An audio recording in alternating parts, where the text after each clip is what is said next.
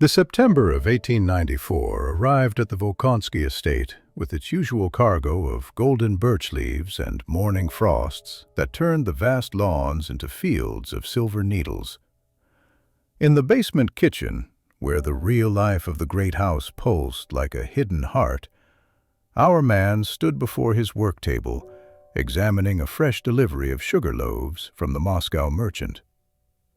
42 years had bent his back just slightly, the particular curve that comes from decades of leaning over delicate work, and his fingers, when he rubbed the sugar between them to test its grain, moved with the unconscious precision of long mastery. He had no famous name, this maker of sweet architectures. The upstairs folk called him simply Chef when they thought of him at all, though his true artistry lay not in roasts or ragouts, but in the nearly forgotten craft of pastillage, the transformation of mere sugar into castles, flowers, mythical beasts that graced the tables of the wealthy like edible dreams. His father had kneaded dough in the same basement, back when the law still called them property rather than people. Strange how sugar work had lifted him above his station, he sometimes mused, this alchemy that turned the plantation's bitter harvest into something noble houses couldn't do without. The kitchen stretched around him in its morning bustle, 20 souls at least, each with their prescribed orbit. The scullery maids scrubbed copper until it gleamed like sunset. The vegetable cooks peeled and chopped in rhythm. The roasting cook tended his eternal fires. Our chef observed it all while seeming absorbed in his sugar, a skill learned early. Watch everything, appear to see nothing. "The large loaves are acceptable," he announced to the merchant's boy, who waited nervously by the door. "Tell your master to maintain this quality." The boy bobbed his head and fled, coins clutched in his palm. Young Marfa approached with his morning tea, exactly as he liked it, strong, with a piece of lemon, no sugar. The irony of a sugar artist who took no sweetness in his tea amused him privately. She set the glass down carefully, and something in her movement caught his eye. A slight tremor in fingers usually steady as stone. "The tea will grow cold," she said, which was unnecessary. Marfa never spoke unnecessarily. He studied her face while pretending to examine his sugar nippers. 19 years old, sharp as the winter wind, and hiding something behind those gray eyes. He'd noticed books hidden beneath her straw mattress last week while inspecting the servants' quarters for mice.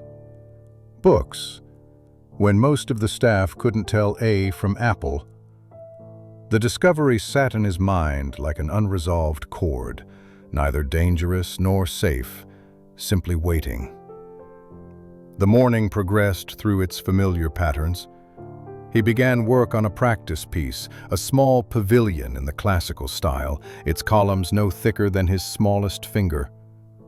The sugar paste, worked with gum tragacanth and rose water, responded to his touch like cool silk. This was meditation for him, this careful construction. Each piece dried on marble slabs, waiting to be assembled into something that would last just long enough to astound before time and moisture claimed it back. Father Mikhail descended the stairs around noon, his black cassock collecting flour dust at the hem.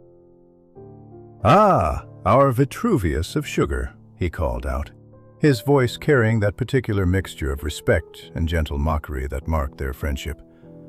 "I've come to confirm our chess game for Thursday. If God wills, and the Countess doesn't demand a croquembouche," the chef replied, not looking up from his work. The priest settled his considerable bulk on a stool, watching the delicate construction take shape. "You know, they're saying upstairs that young Baroness Dmitrieva swears her sugar castle wept real tears just before her husband's hunting accident." "Sugar weeps when it meets moisture, Father. No mystery there." "And yet, the priest continued, his eyes twinkling. Your own creation did famously predict that unpleasant business 13 years ago. The chef's hands never paused, but his jaw tightened slightly. That cursed legend. A sugar castle he'd made for a reception in March of 1881 had indeed begun to melt inexplicably, drops rolling down its turrets like tears. 2 days later, the Tsar was dead from a nihilist's bomb, and somehow his sugar castle had become an oracle.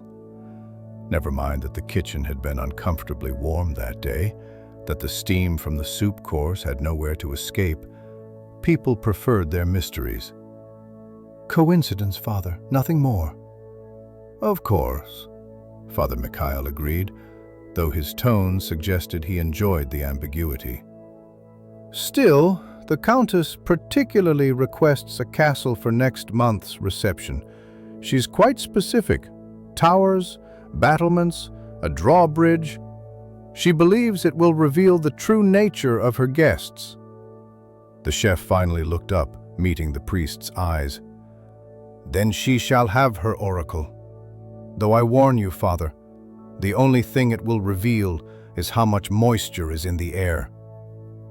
The priest chuckled, rising with effort. Thursday, then, my rationalist friend. Bring your merciless logic to the chessboard. As afternoon wore into evening, the kitchen's rhythm shifted toward supper preparation.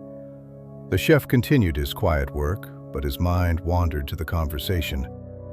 These sugar castles had become his signature, his blessing and curse combined. Each one took 3 days to complete, a temporary monument to an art that was already fading from fashion. In Paris, he'd heard, they were making sculptures from spun sugar now, all flash and modern spectacle. But here in the depths of rural Russia, the old ways persisted like morning frost in shadowed corners. Marfa returned as the others sat down to their evening meal of cabbage soup and black bread. She moved differently now, he noticed, with a particular caution of someone carrying a secret. When she bent to retrieve a fallen spoon, he glimpsed the edge of paper tucked in her bodice. A letter, perhaps, though who would write to a scullery maid? "Marfa," he called softly. She froze, then turned with carefully composed features. "Yes, Chef? Tomorrow you'll help with the sugar work. Your hands are steady enough." Surprise flashed across her face before she suppressed it. "Thank you, Chef." He nodded, returning to his pavilion. Trust, he'd learned, was like good pastillage, built slowly, layer by careful layer. Whatever secret young Marfa carried, it would reveal itself in time.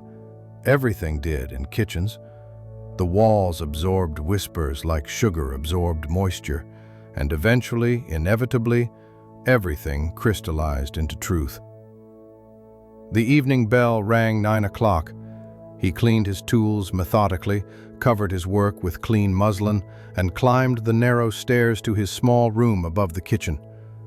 From his window, he could see the estate stretching toward the Moscow road, lamplight beginning to flicker in the main house windows. Somewhere up there, the Countess was probably already planning next month's reception, imagining her sugar castle as a mystical guardian. He smiled slightly at the thought. Let them have their mysteries. He knew the truth of sugar. It was temporary, vulnerable, beautiful in its fragility. Like everything else in this vast empire struggling toward some uncertain future, it could transform in an instant from solid to liquid, from triumph to disaster, depending on nothing more mystical than the amount of water in the air. The 1st of October brought news that rippled through the estate like wind through wheat. Grigory, the head footman, descended to the kitchen with a particular self-importance he reserved for major announcements, his polished boots clicking against the stone steps like a telegram's urgent dots and dashes. Pavel Dmitrievich Karpov will honor the estate with his presence on the 7th, he declared, pausing for effect. The kitchen fell silent.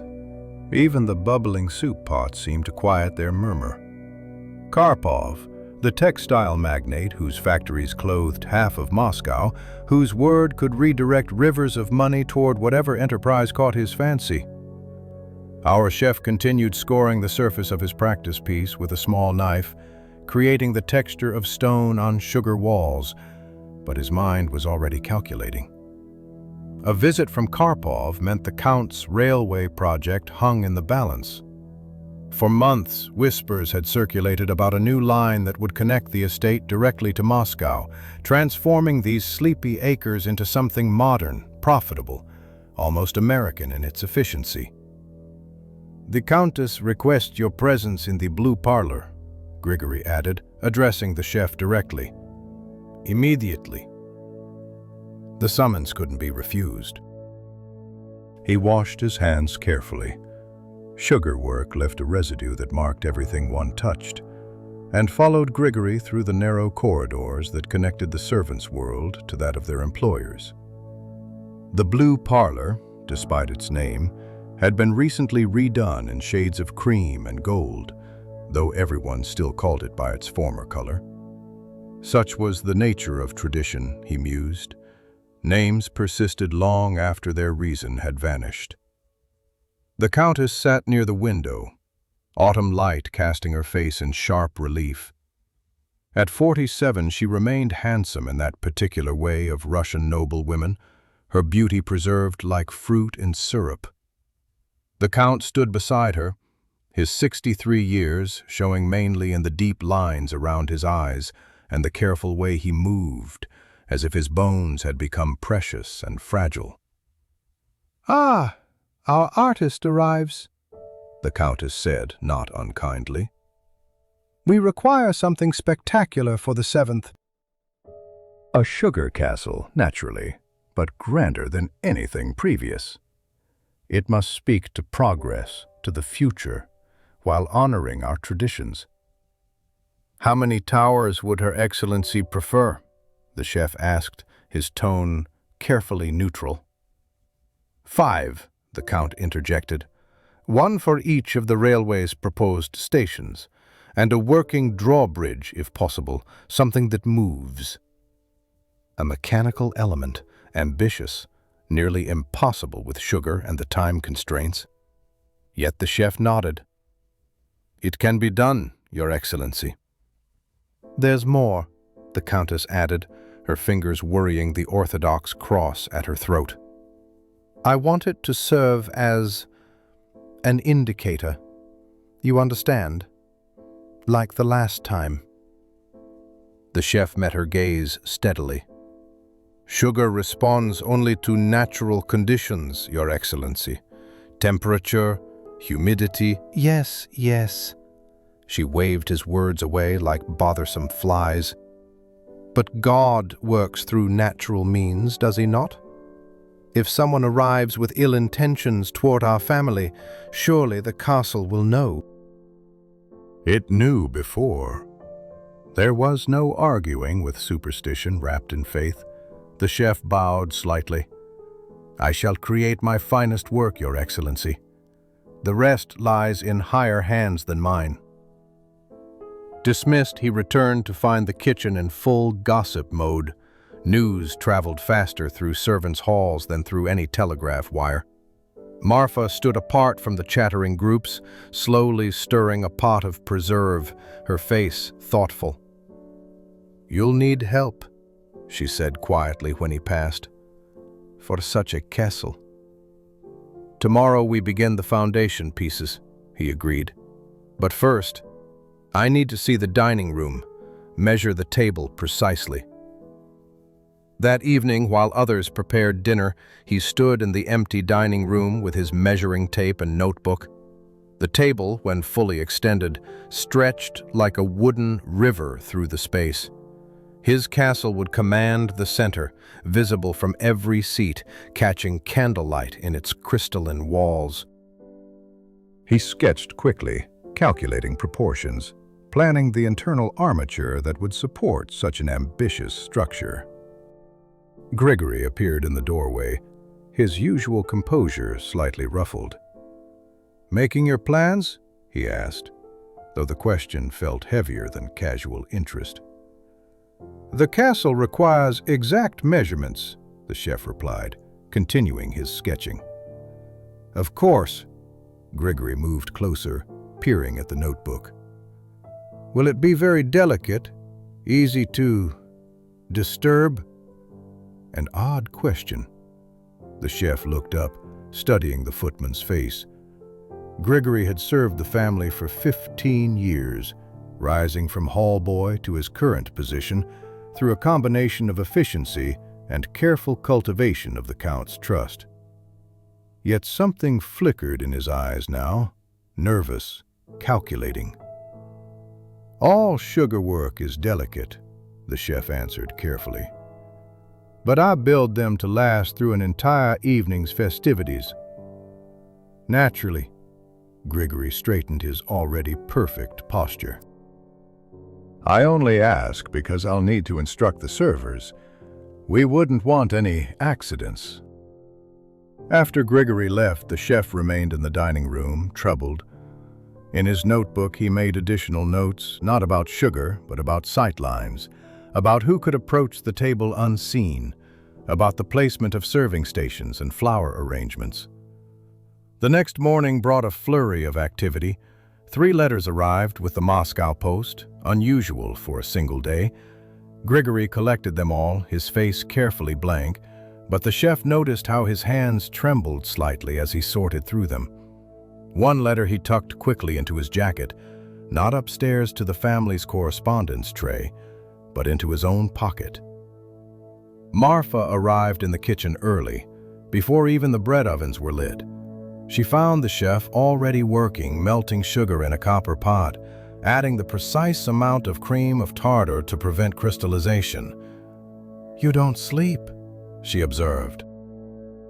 "Sleep is for those without deadlines," he replied, testing the syrup's temperature with practiced drops into cold water. "Watch carefully. The difference between soft ball and hard crack is only seconds and a few degrees." She proved an able student, her hands steady, her concentration complete.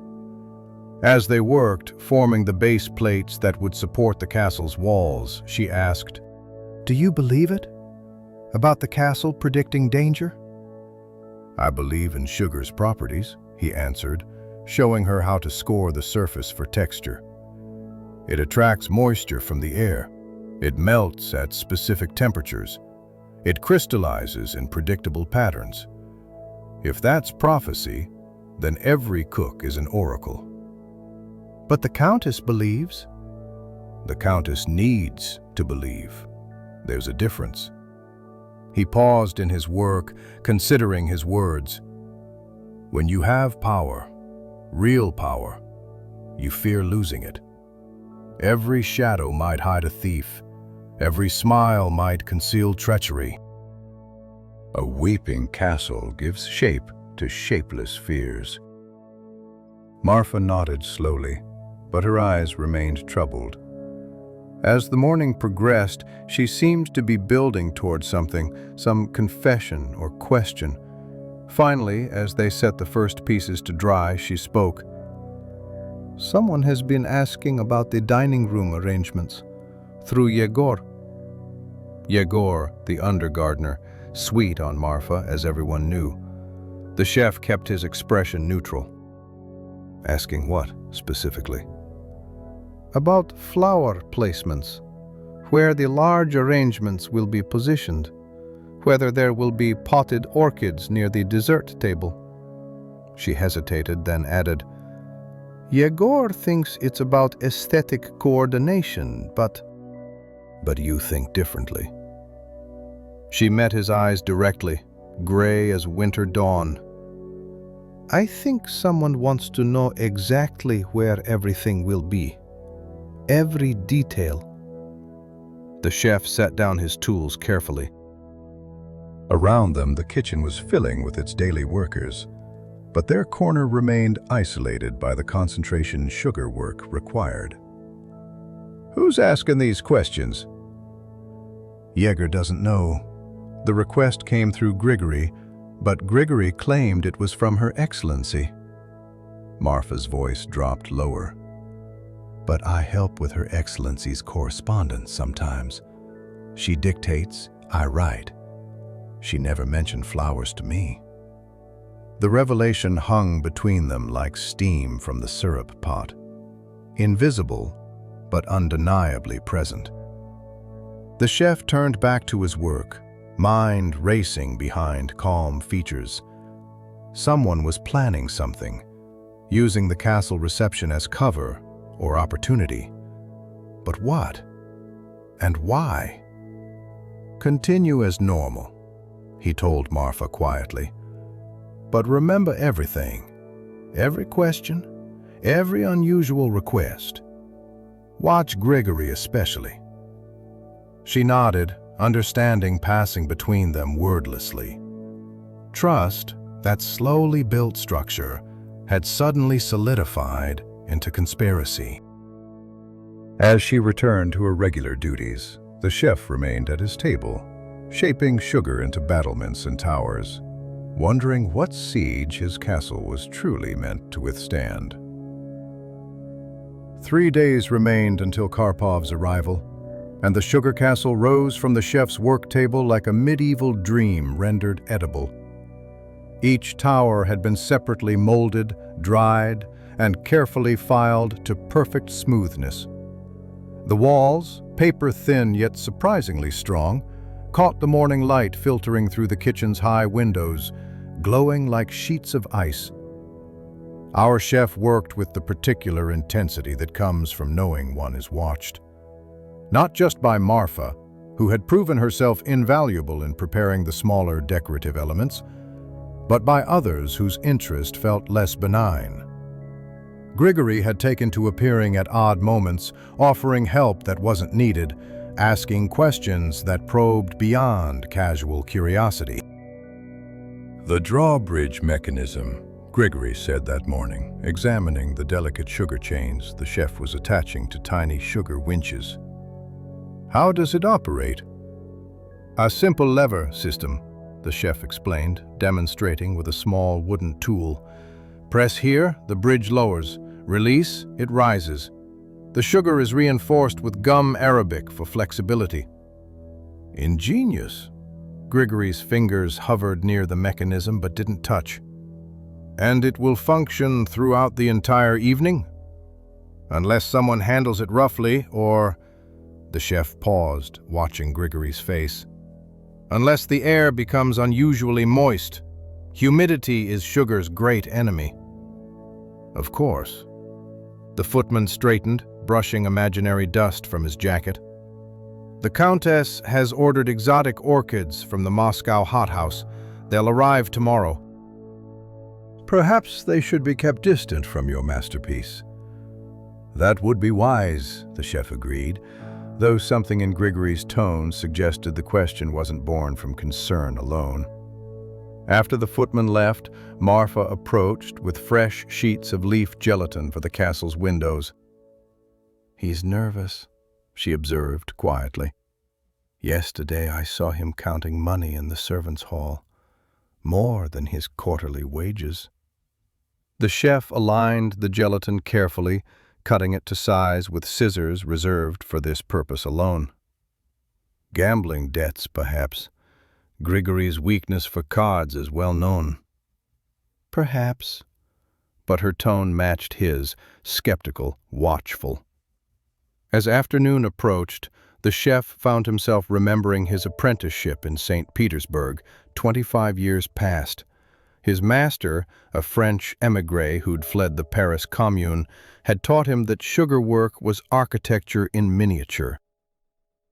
"Every great building tells a story," old Claude had said, his hands trembling with age, but still steady enough for the finest work. "Your sugar buildings must do the same, but quickly, before they melt back into memory." This castle was telling a story, he realized. though not the one the Countess intended. Each element he added seemed to accumulate meaning beyond mere decoration. The 5 towers for the railway stations had become watch points in his mind. The drawbridge suggested not welcome, but defense. Even the windows, transparent and fragile, spoke of vulnerability disguised as openness. Yegor appeared in the kitchen carrying an enormous potted orchid, its purple blooms cascading like an expensive waterfall. "For tomorrow's arrangement," he announced, setting it carefully on a side table. "Grigory says to keep it here tonight, where it's warm." The chef examined the plant with interest he didn't quite feel. The pot was exceptionally large, Chinese porcelain with a drainage dish beneath, big enough to hide all manner of things. "Beautiful," he commented. "But it will need water, won't it? Orchids are thirsty plants." "I'll tend to it," Yegor assured him, then added with a shy smile toward where Marfa worked, "I know about growing things." The young undergardener's courtship of Marfa had become kitchen entertainment these past weeks. He brought her wild flowers, carried her heavy buckets without being asked, blushed crimson whenever she spoke to him directly. The chef watched their interaction now with new attention. Yegor was guileless as spring rain, but that very innocence might make him the perfect, unwitting accomplice to someone else's scheme. That evening, as the castle neared completion, Father Mikhail descended for their weekly chess game. They played in the chef's workroom, a small chamber adjacent to the main kitchen where he stored his specialized tools and ingredients. The priest studied the board while the chef's attention divided between the game and the sounds from beyond the door. "Your mind wanders tonight," Father Mikhail observed, capturing a pawn the chef had left exposed. "The great work troubles you?" "The work is proceeding well," the chef replied, forcing his focus back to the board. "But something feels unsettled." "Ah," the priest leaned back, his chair creaking under his weight. "You sense it too, then? The house holds its breath before important visitors, but this feels different. Even my rational soul perceives the tension." "What do you know of Karpov?" the chef asked, moving his knight into a defensive position. "A self-made man, they say. Rose from merchant class to nobility through sheer will and sharp practice. His factories produce half the cloth in Moscow, and he wants to produce more. The railway would bring raw materials in, finished goods out. Very efficient." "And his rivals?" Father Mikhail's eyes sharpened. "Now there's an interesting question. Why would our sugar artist concern himself with industrial competition?" The chef met his gaze steadily. "Because someone has taken unusual interest in my sugar castle. Someone with money to spread among the staff." "I see." The priest contemplated the board, though his mind was clearly elsewhere. "Anton Belov owns the other half of Moscow's textile production. They say he and Karpov divide the city between them like medieval princes. If Karpov gains the railway advantage, Belov loses his equal standing," the chef finished. "Perhaps permanently." They played in silence for several moves, each contemplating implications. Finally, Father Mikhail spoke again. "You suspect sabotage?" "I suspect someone wants to ensure this meeting fails. What better way than to invoke the Countess's superstitions?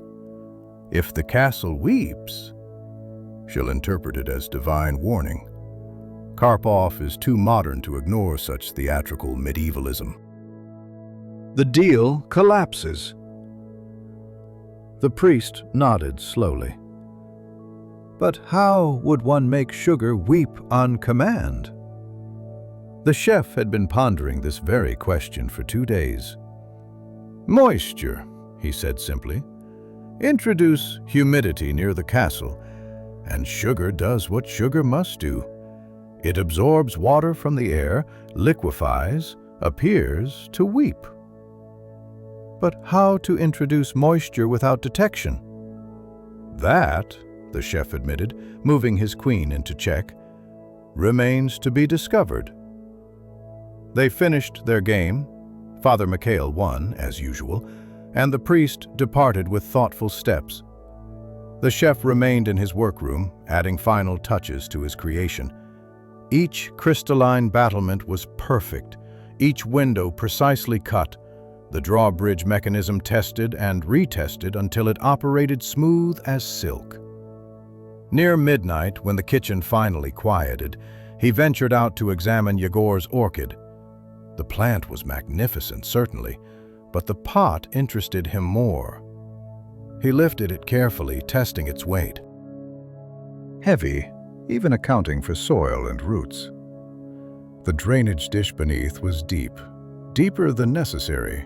Room enough for a kettle of hot water, he calculated, if one were careful about concealment. Marfa emerged from the shadows where she'd been waiting. "You suspect the orchid?" "I suspect everything," he replied, setting the pot back precisely as he'd found it. "Tomorrow, watch everything. Everyone. The castle isn't the only thing being constructed here." She nodded, then surprised him by adding, "My brother writes that in the army they have a saying, 'The enemy always attacks where you're strongest, because that's where you least expect it.'"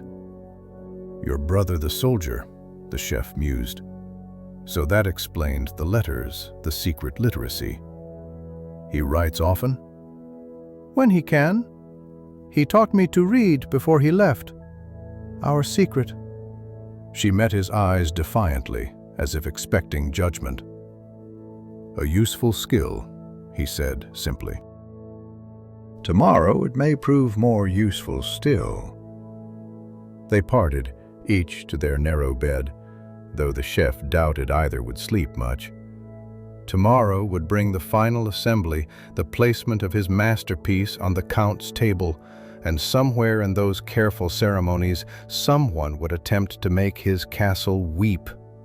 The only question was whether he could prevent it without destroying the delicate architecture of service and status that governed their world.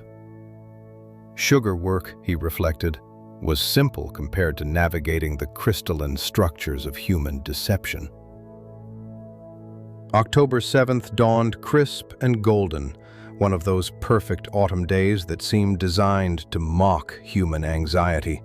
The entire household had been awake since before sunrise, transforming the estate into a stage set for prosperity and promise.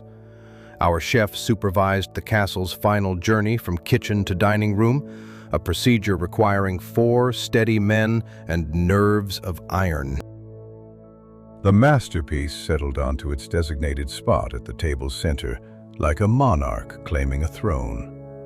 5 towers reached skyward, each flying a tiny sugar banner that would flutter in the slightest draft. The drawbridge, tested one final time, lowered and raised with mechanical precision. In the morning light streaming through tall windows, the entire construction seemed lit from within, translucent and impossibly delicate.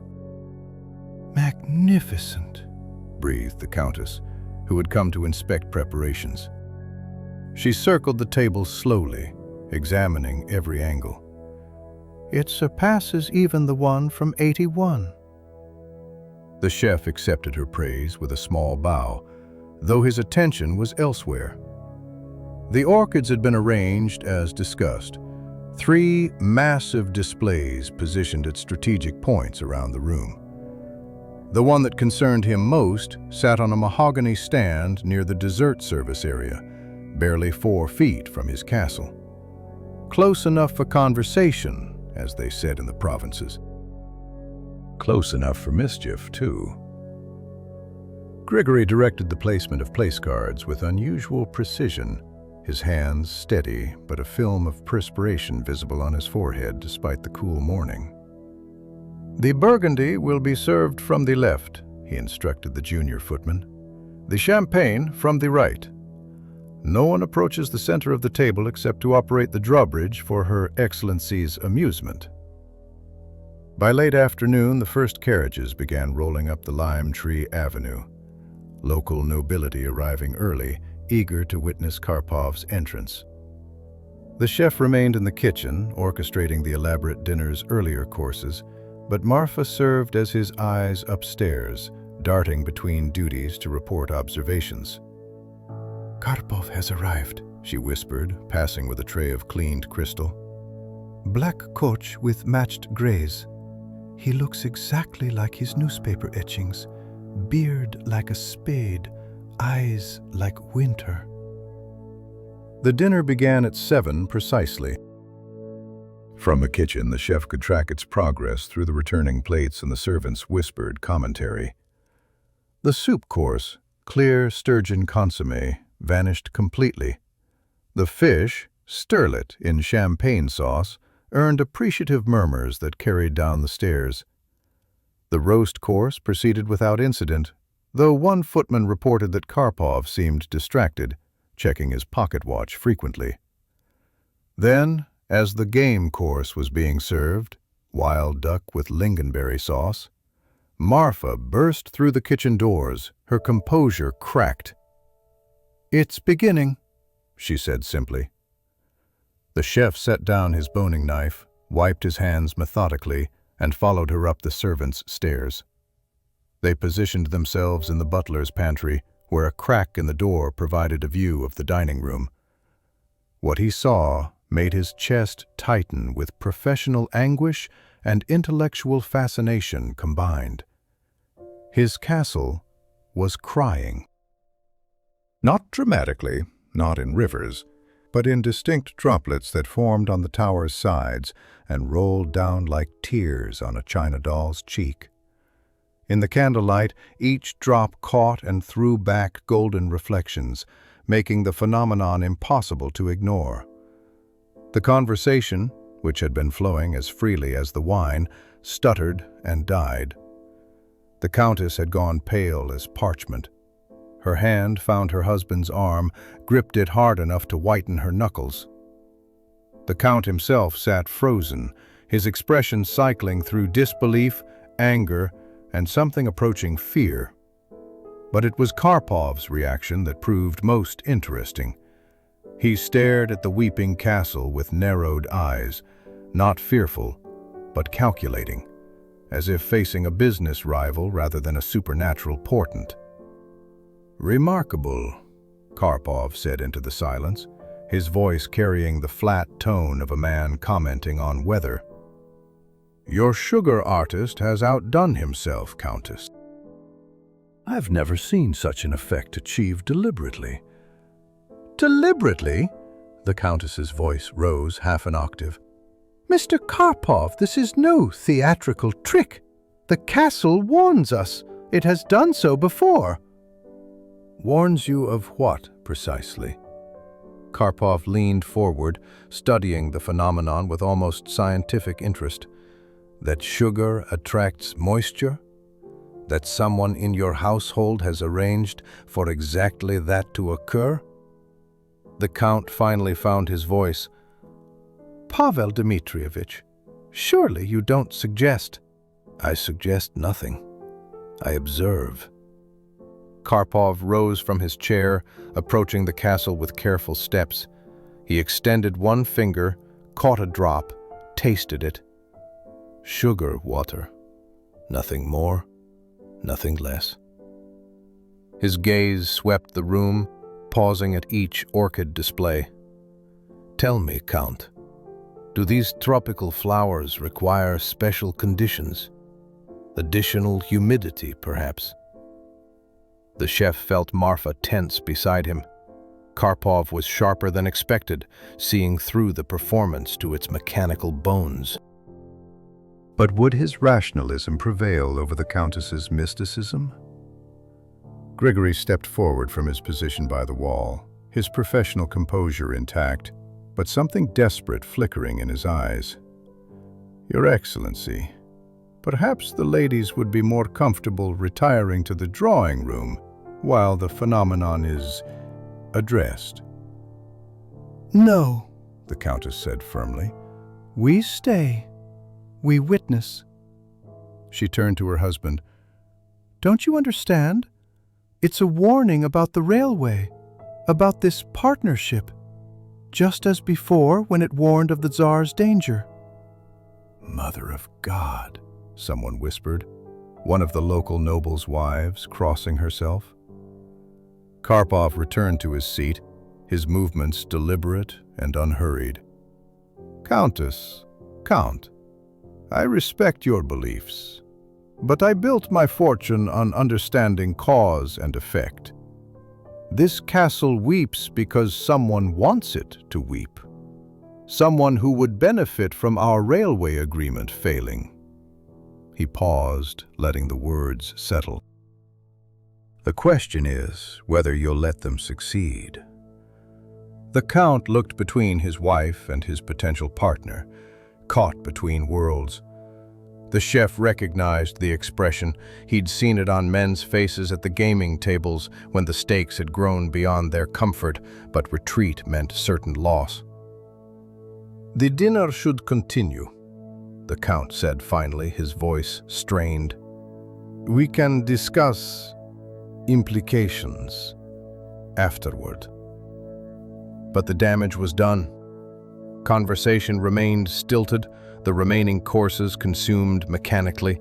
The weeping continued, steady and relentless, each drop a small percussion in the symphony of social disaster. Some guests found urgent reasons to depart early. Others stayed from morbid curiosity, watching the sugar castle deteriorate with the fascination usually reserved for public executions. Through it all, the chef observed Grigory's increasingly agitated movements. The footman's practiced grace was crumbling like the castle walls. Once, reaching for a wine bottle, his hand shook so badly he nearly dropped it. Whatever he'd been paid for this performance, it clearly wasn't enough to quiet his conscience entirely. As the dessert course was served, French cream cakes that seemed absurd given the circumstances, the chef noticed something else. The orchid nearest the castle was positioned differently than it had been that morning. Shifted perhaps 6 inches closer, and the angle changed. From his vantage point, he could see what others couldn't. A thin wisp of steam rising from behind the massive blooms. "The hot water," he murmured to Marfa, "hidden in the orchid pot, just as we suspected." "What do we do?" she whispered back. Before he could answer, a commotion arose in the dining room. The castle's drawbridge, weakened by the moisture, had collapsed entirely, falling into the raspberry sauce boat with a splash that sent red drops across the white tablecloth like blood spatter. The Countess released a small cry, then pressed her handkerchief to her mouth, shoulders shaking. Karpov rose again, this time with finality. "Count Volkonsky, I thank you for your hospitality. We'll speak tomorrow, when perhaps cooler heads and drier sugar might prevail." He bowed to the Countess. "Madam, your castle has indeed spoken. The question is whether it spoke truth or whether someone merely borrowed its voice." He departed, leaving chaos in his wake. The remaining guests quickly found their own reasons to leave, and within half an hour only the family remained, staring at the ruins of sugar and ambition that littered their table. The chef retreated to his kitchen, Marfa beside him, both understanding that the real investigation would begin now. The castle had wept, as intended, but Karpov's reaction had introduced an unexpected element. He hadn't fled in superstitious terror, as planned. Instead, he'd thrown down a gauntlet, challenging the Count to choose between mysticism and modernity. The morning after the disaster found our chef in his workroom, surrounded by the salvaged remains of his castle. Each piece told its story through the pattern of dissolution, where water had first touched, how it had spread, the particular way sugar surrendered to moisture. He worked with the methodical patience of a physician conducting an autopsy, though his patient had been murdered by physics rather than poison. Father Mikhail arrived before the breakfast bells, his cassock dusty from the early morning walk. "The Count requests your presence," he said, then added more quietly, "But I wanted to speak with you first. Last night has set the entire household on edge. The Countess refuses to leave her chambers, convinced disaster approaches." "And the Count?" the chef asked, not looking up from his examination of a tower fragment. "Torn between his wife's certainty and Karpov's logic." "The railway fortune hangs by a thread." The priest settled his bulk onto a stool, which protested but held. "Tell me truthfully, was it supernatural?" The chef held up a piece of sugar wall to the light. Along its edge, a pattern of crystallization showed where water had invaded the structure. "Look here, Father. See how the dissolution follows exact patterns? Water moves through sugar according to natural law. Predictable, measurable, repeatable. Then someone orchestrated this, without question." The chef set down the fragment, finally meeting the priest's eyes. "The question is whether revealing the truth would cause more harm than allowing the lie." Father Mikhail sighed deeply. "Ah, the eternal dilemma. Truth versus peace. Yet Karpov seems unwilling to accept supernatural explanations. He's requested a meeting with the Count this afternoon, promised to bring evidence of earthly mischief, as he put it." This was unexpected. The chef pondered while cleaning sugar residue from his tools. A wealthy industrialist conducting his own investigation. Unusual, potentially dangerous for whoever had arranged the deception. "Has anyone left the estate since last night?" "No one. The Count ordered the gates closed until matters are resolved." The priest rose carefully. "He awaits you in his study. Be cautious, my friend. Truth is a blade that cuts both ways." The Count's study occupied the estate's oldest wing, its walls lined with leather-bound volumes that perfumed the air with the vanilla scent of aging paper. Count Volkonsky stood by the window, his back to the door, shoulders bent as if carrying invisible weight. At 63, he looked every year of his age this morning. "You've served this family for 12 years, he said without turning. "In that time, I've never questioned your loyalty or your craft."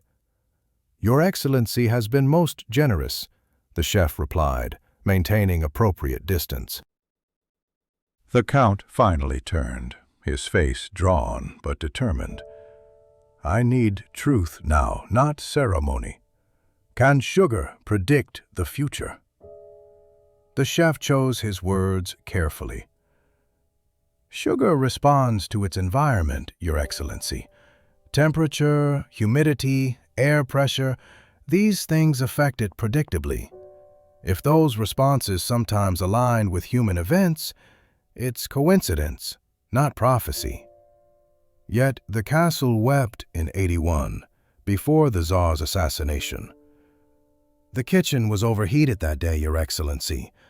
The vents were blocked by construction work.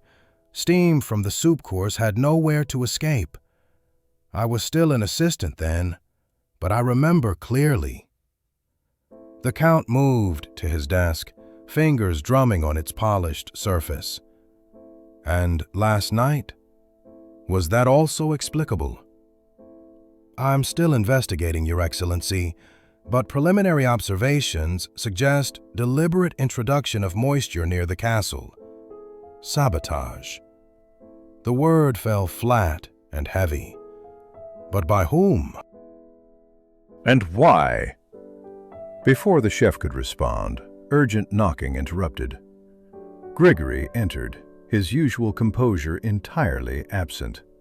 His collar was askew, his eyes red-rimmed from sleeplessness. "Your Excellency, Mr. Karpov has arrived.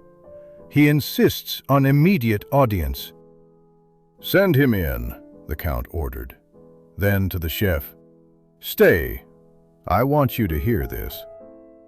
Karpov entered like a force of nature, his black coat billowing, his spade beard thrust forward aggressively. He carried a leather portfolio and something wrapped in cloth. "Count, I apologize for the early hour, but certain discoveries couldn't wait." His sharp eyes noted the chef's presence. "Ah, the sugar artist. Good. You should hear this too." He unwrapped his bundle, revealing a small copper kettle, its bottom blackened from recent use. "Found this hidden in the orchid pot nearest your masterpiece. Still warm when I discovered it near midnight, when I returned to investigate." The Count stared at the evidence. "You returned to my house at midnight? Your footman, Grigory, was most accommodating. For a price." Karpov's smile was predatory. 20 rubles loosened his tongue considerably. "Would you like to know what he told me?" The chef watched Grigory's face drain of all color. The footman swayed slightly, gripping the doorframe for support. His carefully constructed world was collapsing faster than sugar in rain. "It seems," Karpov continued, opening his portfolio, "that my competitor Anton Belov has been most interested in our potential partnership, interested enough to pay your footman 300 rubles to ensure its failure. The Weeping Castle provided perfect cover. Your wife's superstitions are well known in Moscow society." "Grigory," the Count's voice was dangerously quiet. "Is this true?" The footman's mouth opened, closed, opened again. Finally, he managed. "Your Excellency, my mother is ill. The debts were crushing me. I never meant—" "Enough!" The Count's hand slashed through the air. "You're dismissed. Leave immediately, without references. If I see you on my lands after noon, I'll have you arrested for theft." Grigory fled, his footsteps echoing down the corridor like a drumbeat of disgrace. The chef felt a complicated mix of vindication and pity. Grigory had served competently for years. One moment of weakness, one desperate choice, and now everything he'd built was dust. Karpov extracted papers from his portfolio. "I've had my lawyers draft preliminary agreements for the railway. I believe we shouldn't let Belov's theatrical tricks deter us from profitable partnership." He paused, his expression softening marginally. "Though I understand you'll need to manage the Countess's concerns." "Leave my wife to me," the Count said firmly. "She'll understand that we were victims of mundane greed, not supernatural warning." After Karpov departed, the Count turned to the chef. "You suspected this, didn't you?" "I suspected sabotage, Your Excellency. The specific actors were unclear until now." The Count nodded slowly. "Your castle performed exactly as designed. The fault wasn't in your craft, but in human weakness." He moved toward the door, then paused. "Create something for tonight's dinner. Something simple, solid. No castles. We've had enough of prophecy." Returning to his kitchen, the chef found Marfa waiting anxiously. "Grigory?" she asked simply. "Gone. The mystery is solved, the guilty punished, Order restored. Yet even as he said it, something felt incomplete. The kettle explained the moisture, Grigory's greed explained his participation, but the elegant orchestration of it all suggested another mind at work. "There's more," Marfa said quietly. "Yegor is devastated." He helped move the orchids, adjusted their positions on Grigory's orders.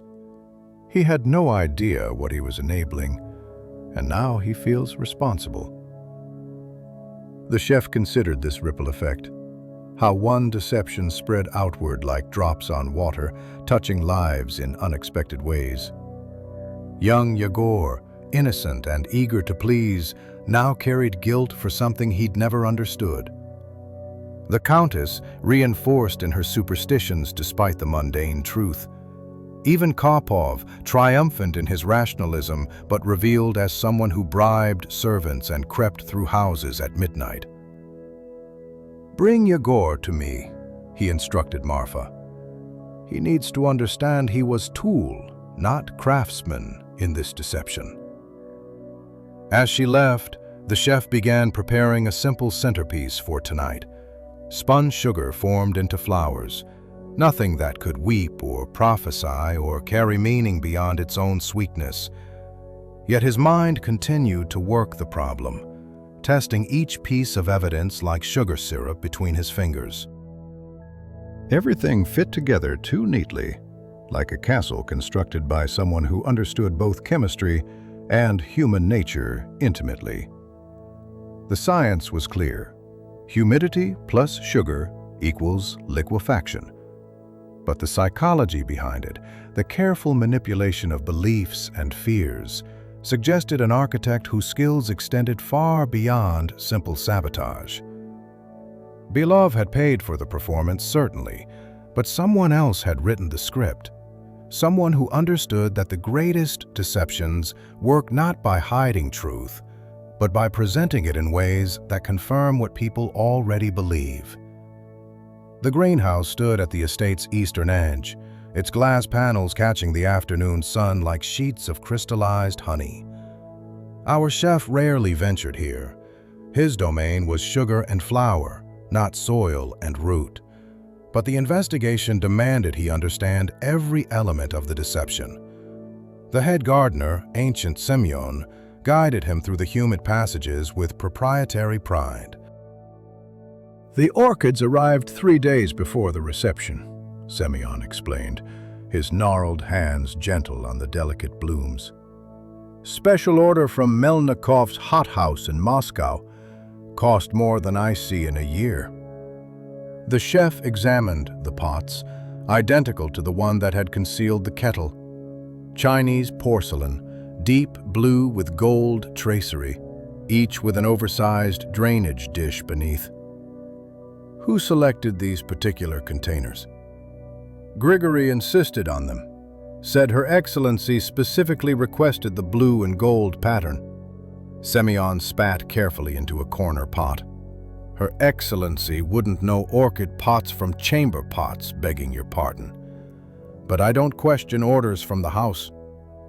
Young Yegor worked nearby, transplanting seedlings with movements made clumsy by distress. His eyes were red-rimmed, his usual cheerful demeanor replaced by hunched misery. The chef observed him for a moment before approaching. "Marfa says you blame yourself," the chef said without preamble. Yegor's hands stilled. "I moved them exactly where Grigory said. If I'd questioned, if I'd thought. You followed orders from your superior. No shame in that." The chef kept his tone neutral, matter-of-fact. "But tell me, when you moved the orchids to the dining room, did you notice anything unusual?" Yegor wiped his nose with his sleeve, thinking. The one by the dessert table was heavier than the others. I thought maybe it had more water in the dish, but when I looked, the dish was empty, just heavy. "And warm?" The young man's eyes widened. "Yes, The pot felt warm, like it had been sitting by a stove. I thought it strange, orchids preferring cool roots, but Grigory said to stop dawdling. Another piece clicking into place.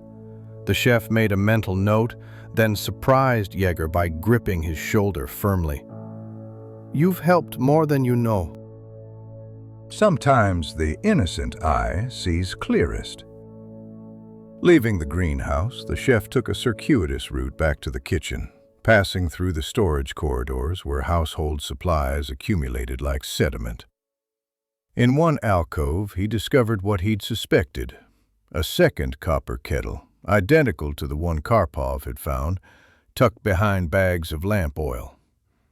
So there had been a backup plan if the first failed. The kitchen buzzed with dinner preparations when he returned, but Marfa intercepted him immediately. "There's news from Moscow," she whispered. "My brother's friend serves in Bielov's household.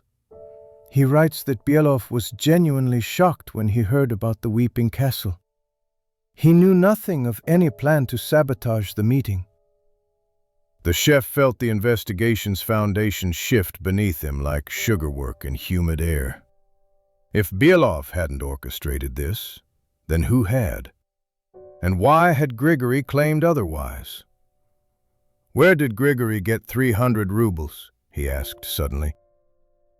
Bielov wouldn't pay in advance for such a scheme. Marfa's eyes sharpened with understanding.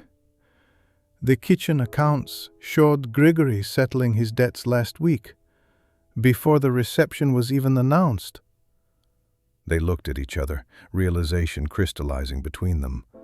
Someone had paid Grigory to sabotage the meeting, but not Bielov. Someone who knew Bielov would be blamed, who understood the rivalry between the textile merchants would provide perfect cover for the true motive. Father Mikhail appeared in the kitchen doorway, his expression grave. "The Countess has taken to her bed with nervous exhaustion. The Count requests no disturbances. And Karpov has sent word. He's returning to Moscow tomorrow to finalize the railway papers, but he wants to speak with you first." "With me?" The chef set down his paring knife. "Whatever for?" He didn't say. "But he'll arrive within the hour." The chef found himself oddly nervous as he waited in the small receiving room reserved for merchants and upper servants. Karpov arrived precisely when promised, his presence filling the modest space like steam from a pot. "I wanted to thank you," Karpov began without preamble. "Your sugar castle performed exactly as someone intended, but not as they hoped. Its obvious manipulation actually helped convince the Count that human hands, not divine ones, were at work." "I merely created what was requested, sir." "Don't dissemble." Karpov's eyes glinted with amusement. "You suspected sabotage from the beginning. I saw you watching during dinner, calculating angles and distances. You're wasted in kitchen work. You should be investigating crimes for the police." The chef remained silent, uncertain where this led. "I also wanted to warn you," Karpov continued, his tone shifting. "Bielov denies involvement, and I believe him. He's too direct for such theatrical methods, which means someone else wanted this deal to fail. Someone clever enough to use the rivalry between us as camouflage." "Does Your Honor have suspicions?" "Several. But suspicions aren't proof." Karpov moved toward the door, then turned back. "Watch yourself, sugar artist. Whoever orchestrated this understands chemistry, psychology, and the particular weaknesses of this household. That's a dangerous combination of knowledge." After Karpov departed, the chef remained in the receiving room, mind racing. The orchestrator knew about the 1881 incident, knew the Countess's superstitious nature, knew Grigory's debts and desperation. They understood sugar's hygroscopic properties and how to exploit them. Most tellingly, they knew the railway deal would be discussed exactly when it was, suggesting access to the Count's private correspondence. A memory surfaced suddenly. 3 letters arriving the morning after the commission was announced. Grigory had pocketed one, but where had the others gone? The chef made his way to the butler's pantry, where household correspondence was sorted. The mail register, kept in Grigory's meticulous hand, showed 3 letters received that day. 2 for the family, 1 for... The entry was blank. "Curious," he murmured, then noticed something else. The ink color was different for that line, slightly bluer than Grigory's usual black. Someone had added the entry later, disguising the 3rd letter's recipient. Marfa found him there, studying the register by lamplight. "I've been thinking," she said. "Whoever planned this needed inside knowledge, but also outside resources. The orchid pots, the perfect timing, the money to pay Grigory. It's too complex for a single person." "Unless that person had been planning for months," the chef replied. Waiting for exactly the right opportunity. But who would benefit from the railway deal failing besides Belov? The chef closed the register slowly. Perhaps someone who benefits from nothing changing. Someone whose position depends on the estate remaining isolated, traditional, dependent on old ways. They stood in the gathering dusk, each pursuing their own calculations. Through the window, lights began appearing in the main house as lamps were lit for evening. The estate looked eternal, unchangeable, like something from a fairy tale where time moved differently than in the modern world beyond its borders. Yet change was coming whether the railway succeeded or not. The chef had seen it in Moscow on his annual trips for supplies, electric lights replacing gas, motor cars beginning to appear alongside carriages, the old world accelerating into something unprecedented. The Weeping Castle had been someone's attempt to hold back that tide, using superstition as a seawall against progress. But seawalls, the chef knew from his childhood near the Baltic, never held forever. Water always found a way through, patient and persistent as time itself. Just as sugar always eventually surrendered to moisture, no matter how carefully one tried to protect it. The only question was whether the dissolution would be controlled or catastrophic. 3 days had passed since Grigory's disgrace, and the estate had settled into an uneasy calm, like soup that had stopped boiling but remained dangerously hot. Our chef continued his routines, preparing meals, training junior cooks, maintaining the precise order that kitchens require, while his mind worked at the mystery like fingers worrying a knot. The morning brought unexpected intelligence. Marfa arrived with flour for the day's baking, but also with news that flickered in her gray eyes like candlelight. "The coachman's nephew works at the posting station," she said quietly, measuring flour with practiced precision. "He says a gentleman matching Belov's description has been lodging at the merchant Plotnikov's house in town for 2 weeks." Long before the reception was announced, the chef paused in his kneading of dough for tomorrow's bread. 2 weeks suggested planning that preceded the railway meeting's announcement. And Plotnikov's connection to our household? His daughter married the estate manager's son last spring. They visit monthly. Marfa lowered her voice further. The estate manager who keeps the Count's correspondence and schedules. Another thread in the web revealed itself. The chef shaped his dough with particular violence, imagining it as the neck of whoever had orchestrated this elaborate deception. Yet even as evidence accumulated, something felt wrong. Belov was wealthy enough to simply offer the Count a better deal than Karpov. Why resort to supernatural theater? That afternoon, while preparing delicate liver dumplings for the Count's lunch, the chef noticed unusual activity in the stable yard. Through the high window, he observed a modest carriage arrive, unmarked but well-maintained. A man emerged, middle height, unremarkable features, the kind of person who could disappear in any crowd. Yet something about his movement, careful and calculating, marked him as significant. "Who arrives without announcement?"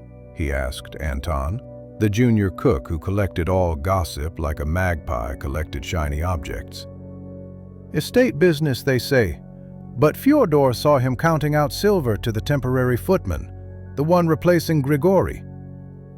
The chef set down his knife carefully.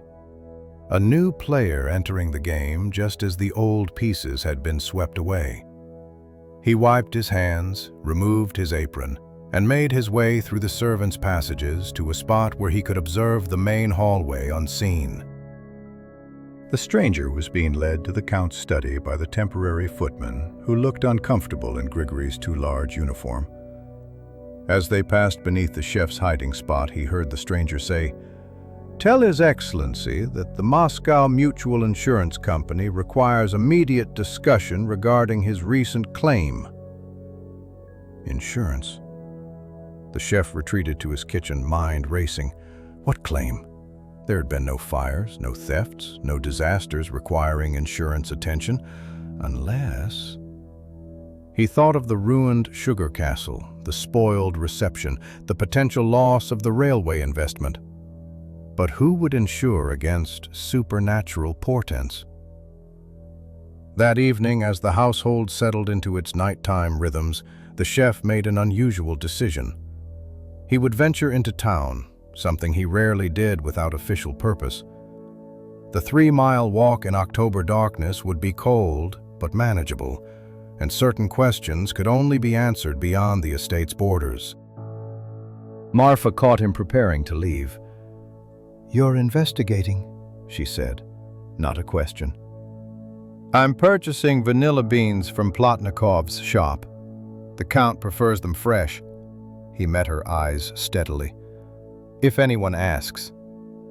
She nodded, then surprised him by adding, "The temporary footman, Mikhail Petrovich. He worked in Bielov's household until 6 months ago, dismissed for theft, though no charges were pressed." The chef absorbed this information, another piece shifting the picture. "Watch him," he instructed, "but carefully." The road to town wound through birch forests that whispered secrets in the autumn wind. The chef walked steadily, his breath clouding in the cold air, his thoughts ordering themselves with each step. By the time he reached the town's outskirts, where lamplight began to push back darkness, he had developed 3 possible theories, each more troubling than the last. Plotnikov's shop occupied a corner building near the main square, its windows glowing warmly despite the late hour. The merchant himself sat behind his counter, working his accounts by oil lamp, his bald head gleaming like polished wood. "Ah, the sugar artist from the big house," Plotnikov greeted him with professional warmth. "Come for vanilla? Or perhaps something else?" "Information," the chef replied directly. Small-town merchants appreciated directness when properly compensated. He placed several rubles on the counter. "About your house guest." Plotnikov's eyes flicked to the money, then to the door, confirming they were alone. "Mr. Belov departed this morning, earlier than planned. Seemed agitated. Mentioned something about insurance complications." "Insurance?" The chef added another ruble to the pile. "He has investments in the Moscow Mutual Insurance Company, substantial ones, from what I gathered." "They insure many things, ships, factories, even unusual ventures." Plotnikov leaned closer, his voice dropping. They say he bought insurance on Karpov's railway deal. If it fails to materialize, he collects a fortune. The chef felt the final pieces clicking into place with the satisfaction and horror of completed understanding. Not sabotage for competitive advantage, but for direct profit. The Weeping Castle hadn't been meant to frighten Karpov away from the deal. It had been meant to seem like it was meant to frighten him away. The real goal was to create a documented supernatural event that would justify the deal's failure, triggering an insurance payment. "When did he purchase this insurance?" the chef asked. 3 months ago, long before any railway announcement. He must have had excellent information about the Count's plans. Or he had created those plans himself, the chef thought. Plant the idea of the railway with the Count, ensure Karpov's interest, then orchestrate a failure that looked like competitive sabotage but was actually insurance fraud. Brilliant, complex, and ruthless. "One more thing," Plotnikov added, pocketing the rubles. "Belov didn't stay here alone. He had a companion, a man who knew the estate well, previous servant, perhaps. They spent hours discussing architectural plans." "Of the railway?" "Of the dining room, actually. Particularly interested in ventilation and humidity patterns." The chef thanked Plotnikov and purchased vanilla beans to maintain his cover, then began the long walk back. The moon had risen, turning the road into a river of silver between dark forest banks. He moved quickly now, urgency driving his steps. The insurance investigator's presence at the estate meant the next phase of someone's plan was beginning. As he approached the estate gates, a figure emerged from the shadows. The temporary footman, Mikhail Petrovich, smoking a cigarette with nervous, quick puffs. "Late walk, chef," the man observed, his tone carefully neutral. "Late duties," the chef replied, equally neutral. They stood evaluating each other in the moonlight, two pieces on a chessboard, suddenly aware of each other's true positions. "Dangerous time for walking alone," Mikhail said finally. "Accidents happen on dark roads." "Indeed. Almost as dangerous as working in households where sugar castles weep." The chef let that sit for a moment, watching Mikhail's face tighten. "Tell your employer, whoever that might be tonight, that some games are too complex. Too many players means too many variables." He walked past Mikhail without waiting for a response, through the gates and into the estate proper. Behind him he heard rapid footsteps heading toward the stable. Mikhail going to report this encounter to someone. Good. Let them know their plan was unraveling like sugar in rain. The October morning arrived, wrapped in fog so thick it transformed the estate into an island floating in gray nothing. Our chef stood in his workroom before dawn, carefully arranging his materials, not for cooking but for demonstration. 2 identical sugar sculptures, small castles each no larger than a bread loaf, sat on marble slabs. Between them, the copper kettle from the greenhouse, polished until it gleamed like a malicious sun. Father Mikhail had agreed to help orchestrate what came next. The priest possessed that particular authority that came from standing between heaven and earth, making even the powerful listen when he claimed spiritual necessity. By 8 o'clock, he had assembled the key players in the blue parlor: the Count, Karpov, who had delayed his Moscow departure at the priest's request, and the insurance investigator, whose name was Chernyshev. The chef entered, carrying his demonstrations, Marfa behind him with the kettle and a spirit lamp. The Count looked haggard, aged a decade in 3 days. Karpov appeared intrigued, his sharp eyes tracking every movement. Chernyshev sat with a notebook open, pen poised like a weapon. "Gentlemen," Father Mikhail began, "we're here to witness a resurrection of sorts. Our chef will demonstrate exactly how prophecy was manufactured." The chef placed the first castle on a side table, alone and pristine. The second he positioned near the kettle, which Marfa began heating over the spirit lamp. Within minutes, condensation appeared on the copper sides. Within 10, the nearest castle began to weep. "Observe," the chef said, his voice carrying the calm authority of expertise. "Sugar is hygroscopic. It pulls moisture from air like a magnet pulls iron filings. Introduce humidity, and transformation is inevitable. No mysticism required." Chernyshev leaned forward, making rapid notes. "The distance between heat source and sugar? Approximately what it was in the dining room. The orchid pot concealed this kettle, maintaining temperature through the dinner service." "But who?" the Count demanded. "Grigory confessed to working for Belov." "Grigory lied," the chef replied simply. "Or rather, he spoke a partial truth shaped by whoever paid him. Mr. Belov was indeed in town, but not as orchestrator. He was a potential beneficiary who knew nothing of the plot." Karpov's eyes narrowed. "Then who?" The chef looked at Chernyshev. "Perhaps Mr. Chernyshev could explain why the Moscow Mutual Insurance Company issued a policy on a railway deal that hadn't been announced when the policy was purchased." The investigator's pen stilled. The room became quiet except for the gentle bubbling of the kettle. Finally, Chernyshev spoke. "There is no such policy." "No?" The chef produced a paper from his jacket, a receipt from Plotnikov's shop, but folded to hide its true nature. "Then Mr.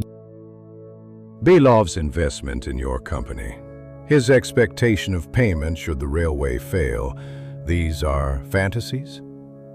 Chernyshev's composure cracked slightly.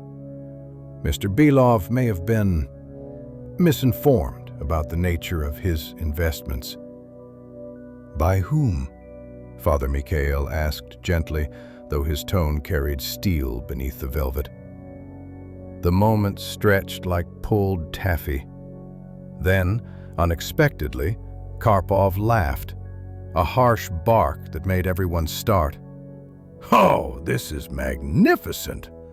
Chernyshev, you're not an investigator at all, are you?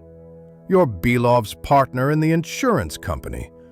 You came here to document the supernatural failure to justify a payout that doesn't exist." Chernyshev stood abruptly, but the Count's voice stopped him. "Sit down." The authority of centuries of nobility compressed into 2 words. Chernyshev sat. "Here's what I believe happened," the chef continued, maintaining his demonstration as the second castle continued its slow dissolution. "Someone, perhaps you, Mr. Chernyshev, convinced Belov to invest in insurance against the railway failing. But there was no actual insurance, just a complex fraud designed to take Belov's money. The Weeping Castle would provide the dramatic justification for the railway's failure, allowing you to keep his investment without suspicion." "Speculation," Chernyshev said, but sweat beaded on his forehead despite the cool morning. "Then let's add facts." The chef nodded to Marfa, who produced another item, the employment records she'd borrowed from the housekeeper's office. "Mikhail Petrovich, the temporary footman, worked for your company 6 months ago. Before that, he served in Belov's household, where he learned about Belov's business dealings and ambitions." "The perfect spy," Father Mikhail observed. trusted by Belov, employed by you, and positioned to execute the plan when opportunity arose. Karpov was studying Chernyshev with the expression of a cat who'd cornered a particularly interesting mouse. The beauty is that Belov would never admit to attempting to profit from the railway's failure. His reputation would be ruined. You counted on his silence. The Count stood slowly, his age showing in the careful movement, but not in his voice. "Mr. Chernyshev, you leave my estate immediately. If I learn you've attempted to collect anything from Belov based on this fraud, I'll ensure every newspaper in Moscow knows exactly what happened here. The Weeping Castle will become famous, but not as prophecy, as proof of modern corruption." Chernyshev gathered his notebook with trembling hands. "You have no proof, only theories and coincidences." "We have enough," Karpov said quietly. "And I have resources you don't want to discover.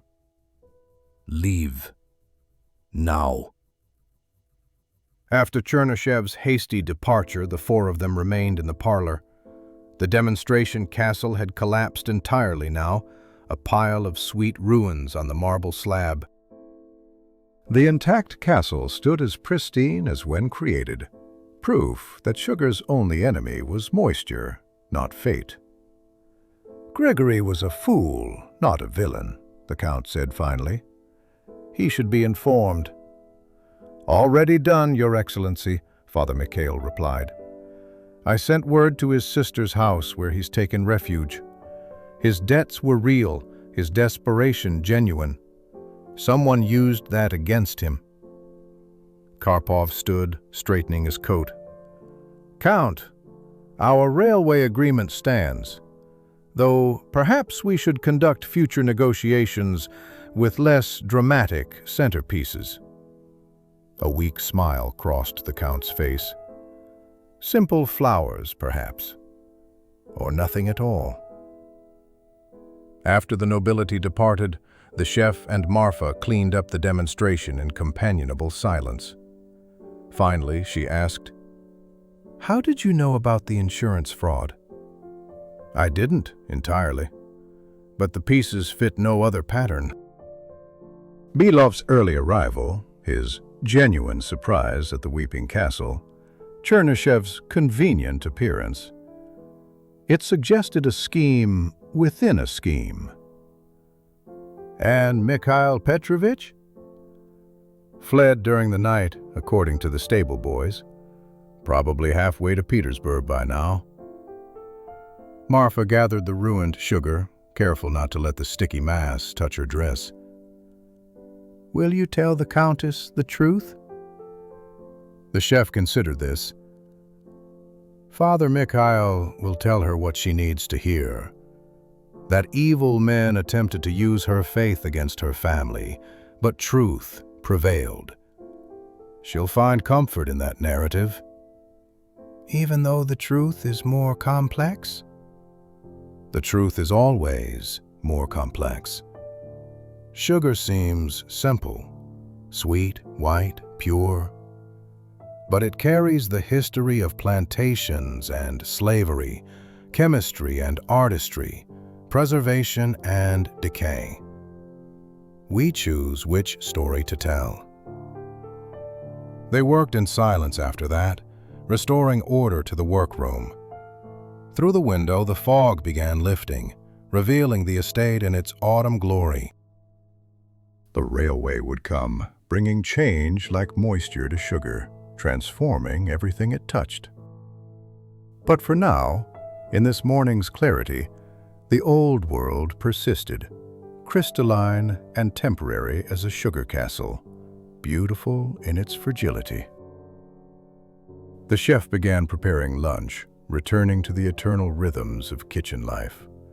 Soup stock to simmer, vegetables to prepare, bread to bake. Simple work, honest work, without prophecy or deception.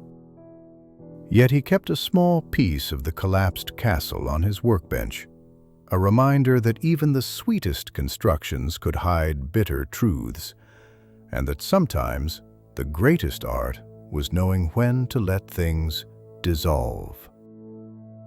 The estate settled into its new reality like flour through a sieve, gradually, inevitably, with small disturbances that reminded everyone of what it passed through.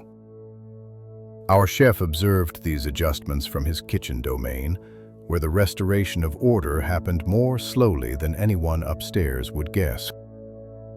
Trust, once dissolved, crystallized again slowly, and never quite the same shape.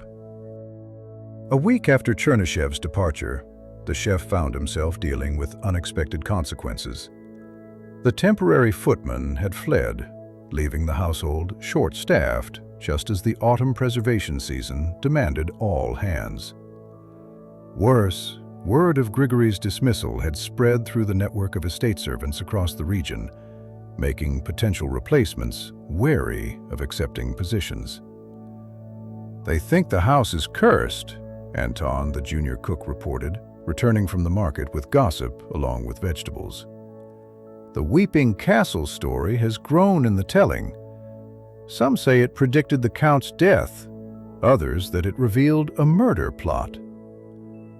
The chef continued grinding spices for winter sausages, the repetitive motion soothing. Stories always grow in the telling. Truth shrinks, fiction expands. That afternoon brought an unexpected visitor to the kitchen. Grigory himself, looking diminished in plain clothes instead of his footman's uniform, standing at the back entrance like a beggar at his former kingdom. The kitchen staff froze, uncertain whether to acknowledge him or pretend invisibility. "I need to speak with you," Grigory said to the chef, his voice stripped of its former authority. "Please." They met in the root cellar, surrounded by baskets of potatoes and turnips, the earth smell heavy and somehow appropriate for this burial of past pretensions. Grigory looked older, his carefully maintained dignity replaced by something rawer, more honest.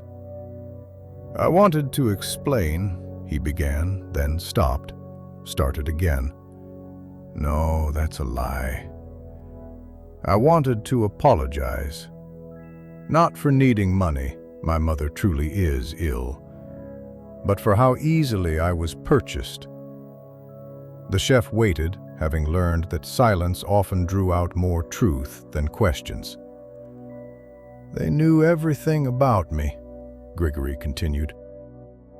"My debts, my mother's condition, even my private dream of buying a small shop in Moscow someday.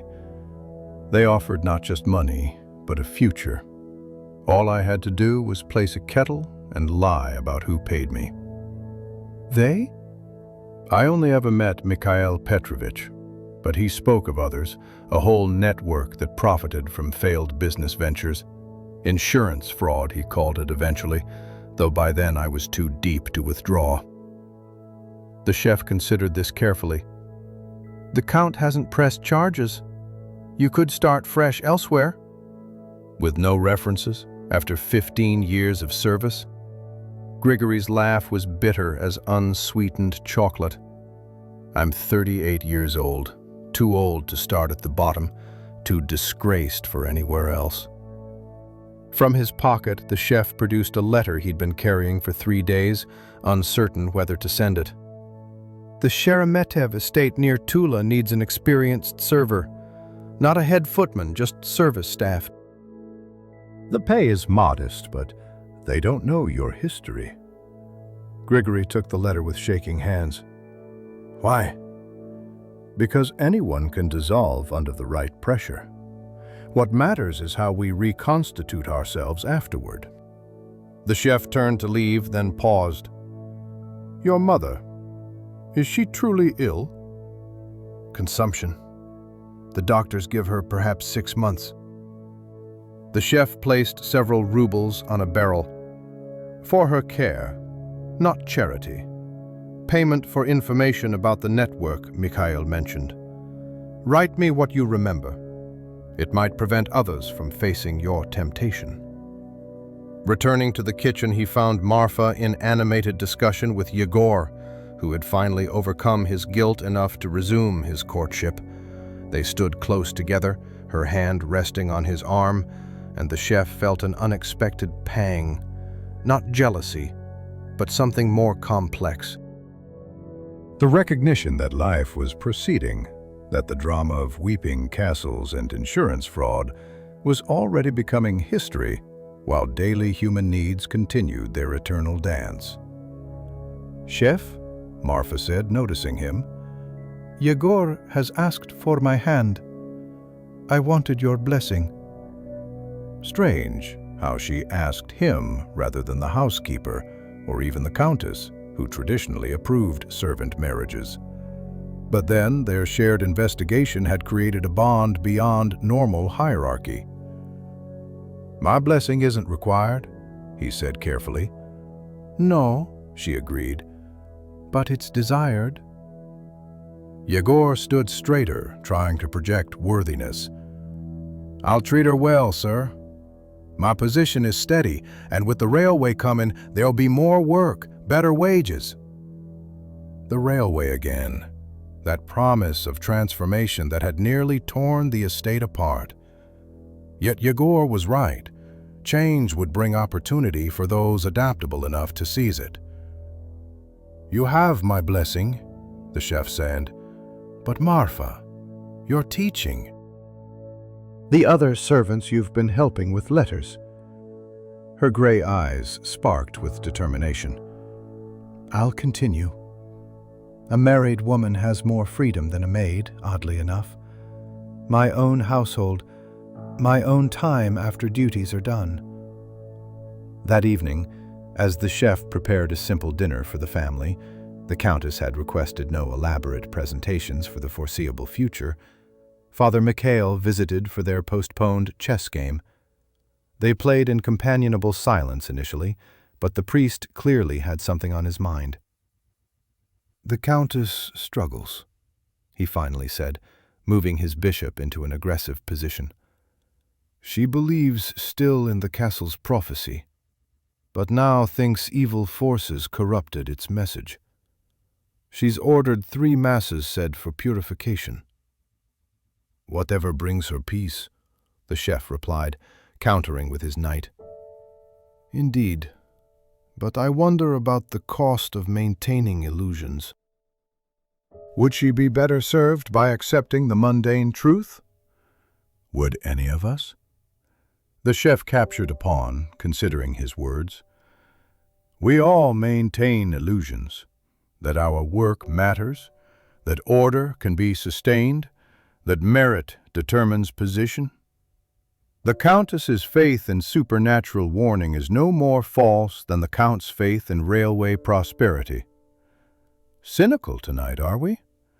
Realistic. The railway will come, bringing benefits and destruction in equal measure. Some will prosper, others will be crushed beneath its wheels. The weeping castle predicted nothing, but change approaches regardless." Father Mikhail studied the board, then made an unexpected move, sacrificing his queen to expose the chef's king. "Checkmate in 3 moves," he announced. "Unless you've been maintaining illusions about your defensive position." The chef examined the board and laughed, genuinely amused for the first time in days. The priest was right. He'd been so focused on offense he'd neglected protection. A lesson there, perhaps. Later, alone in his workroom, the chef began preparing something new. Not a castle or palace, but a simple garden scene in sugar. Flowers, trees, a small bridge over a suggested stream.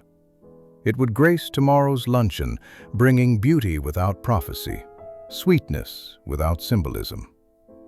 As he worked, shaping individual petals with patient precision, he thought about prices. Grigory had paid with his position and reputation. Chernyshev would pay when Belov eventually discovered the fraud. The estate had paid with its innocence. learning that modern corruption could wear familiar faces. Everyone had paid something for the truth revealed. But there had been gains, too. Marfa had found her voice and her future. Yegor had discovered courage. The Count had chosen progress over tradition. Even the chef himself had gained something. The knowledge that his skills extended beyond sugar work, that he could read human nature as clearly as crystallization patterns. The garden scene came together under his hands, each element supporting the others in delicate balance. Tomorrow, it would grace the table for a few hours before being consumed or discarded. But tonight, it existed perfect and complete, a small world of sweetness in a universe that often tasted of bitter truths. That was enough. For a maker of temporary wonders, it had always been enough. 2 weeks later, the first snow arrived like a benediction, covering the estate's scars and memories beneath a blanket of pristine white. Our chef stood at his workroom window, watching the flakes fall with the same patient inevitability that characterized all transformation: slow, steady, irreversible. Before him on the work table sat his latest creation, deliberately simple compared to the infamous castle. A small garden scene in sugar, with a modest pavilion at its center, surrounded by miniature roses and flowering vines. The railway papers had been signed 3 days ago. Already, surveying teams tramped through the East Meadow, marking the future's path with wooden stakes that stood like tombstones for the pastoral past. The Count walked among them daily, his step lighter despite his years, seeing prosperity where others saw disruption. Marfa entered with morning tea, a thin gold band now circling her finger. She and Yegor had married quietly the previous Sunday, Father Mikhail performing the ceremony with unusual warmth. "The Countess requests your presence," she said, setting down the glass. "She's in the morning room." The summons no longer carried the anxiety it once might have. The Countess had aged visibly since the October reception, her faith in supernatural signs shaken but not broken, merely transformed into something more complex. She sat near the window, watching the snowfall, her hands folded over a letter. "I wanted to thank you," she said without preamble when the chef entered. "Not for the castle, that brought only grief, but for what came after, for revealing the truth, however partial." The chef bowed slightly, saying nothing. He'd learned that the Countess preferred to fill silences with her own understanding. "Father Mikhail tells me you knew from the beginning that something was wrong. That sugar doesn't truly prophesy, only responds to natural forces." She turned from the window, studying his face. "Yet you let me believe for all these years." "Your Excellency found comfort in that belief. It wasn't my place to remove it." "And now?" "Now Your Excellency has learned that human deception is more dangerous than supernatural warning. Perhaps that's its own kind of prophecy." A small smile touched her lips, the first he'd seen since October. "You're a philosopher, not just a cook." "Sugar work requires patience and observation. Both lead to philosophy, given time." She lifted the letter from her lap. "This came from Moscow, from Mr. Belov of all people." "He thanks us for exposing the fraud that would have stolen his investment. He offers compensation for our troubles." She set the letter aside. "Blood money, perhaps, but the estate needs funds for the railway construction. We'll accept." After his dismissal, the chef returned to find his kitchen in full winter preparation mode, preserves being sealed, root vegetables sorted for storage, meats being salted and smoked, the eternal cycles of survival that no amount of modern progress could entirely replace. He joined the work, taking comfort in these ancient rhythms. That afternoon, while shaping marzipan fruits for the Christmas preparations already beginning, he received an unexpected visitor. Karpov himself, dressed for winter travel, stopping by on his way back to Moscow. "I wanted to see the artist in his workshop," Karpov said, examining the delicate sugar garden with genuine appreciation. "This is better than the castle. More honest. Simpler, certainly. Simplicity is its own sophistication." Karpov picked up a sugar rose, holding it to the light. "I have a proposition. My Moscow mansion needs a pastry chef. Someone who understands that the sweetest facades often hide complex structures. The position pays triple what you earn here." The chef continued working, his hands steady despite the surprise. "I'm honored, sir, but my place is here." "Here? In this tomb of traditions?" Karpov set down the rose carefully. "The world is changing, chef. Electric lights, automobiles, opportunities for men of talent regardless of birth. Why chain yourself to a dying way of life?" "Because someone must preserve the old knowledge. Sugar work as I practice it will vanish within a generation, replaced by machines and mass production. But for now, in this place, it persists. That has value." Karpov studied him for a long moment. "You're either very wise or very foolish." "Perhaps both, sir." Wisdom and foolishness often crystallize together, inseparable. After Karpov departed, the chef returned to his marzipan, but his mind wandered. The offer had been genuine and generous. In Moscow, he could explore new techniques, work with modern equipment, perhaps even teach his craft to eager apprentices. Here, he would grow old in the kitchen basement, creating temporary wonders for an ever-shrinking audience. Yet here, too, was Marfa, now teaching 3 other servants to read during evening hours. Here was Father Mikhail, whose chess games provided intellectual stimulation rare in any setting. Here was young Anton, who showed promise if properly guided. Here were the seasons and their demands, the familiar faces at market, the knowledge that his work, however temporary, brought moments of beauty to lives often lacking in sweetness. Evening brought its own resolution.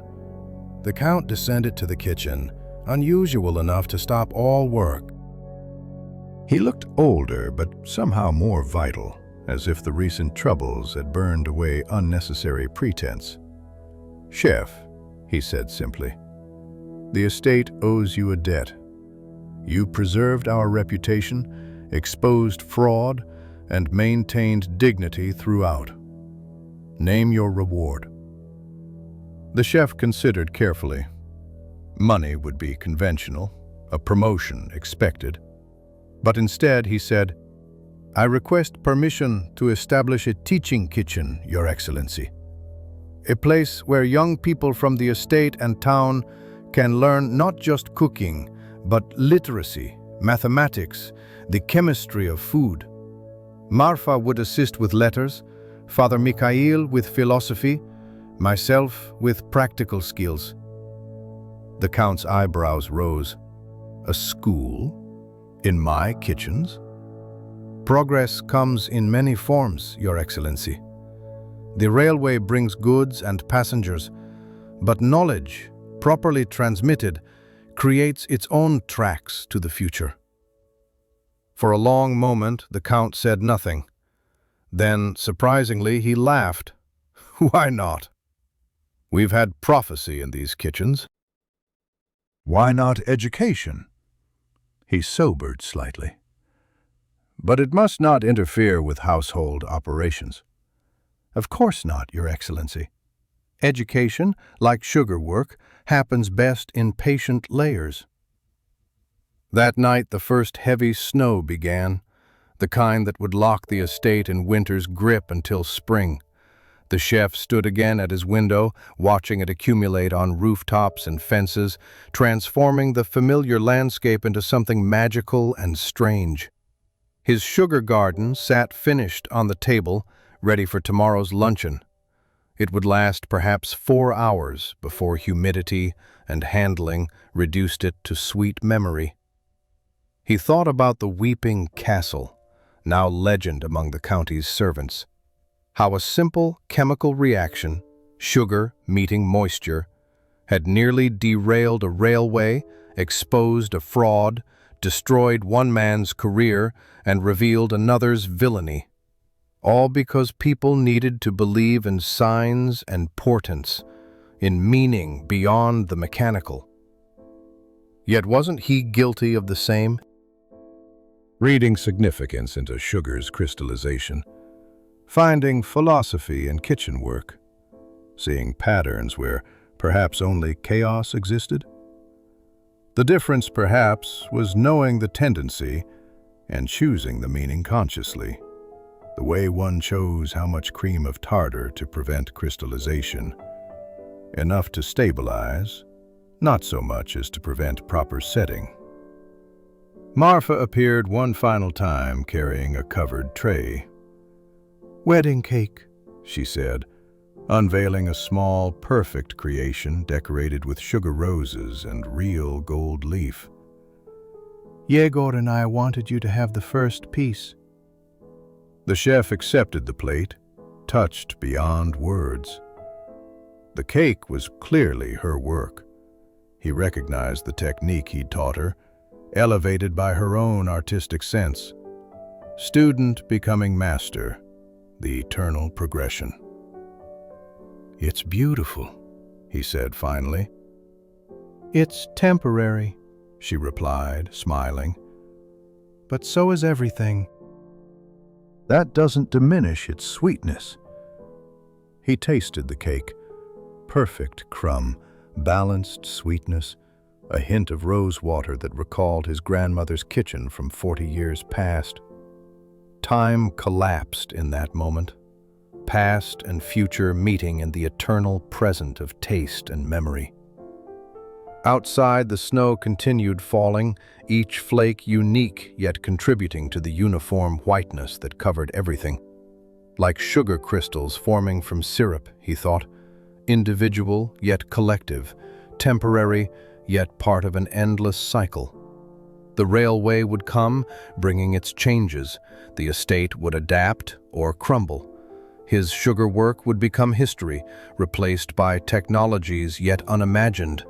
But tonight, in this warm kitchen surrounded by the future's first students, watching snow transform the world grain by grain, the chef felt something crystallize within himself. Not prophecy or philosophy, but simple acceptance. Life, like sugar work, was about transformation. You could resist it and shatter, or work with it and create something beautiful, however briefly it lasted. The clock struck midnight.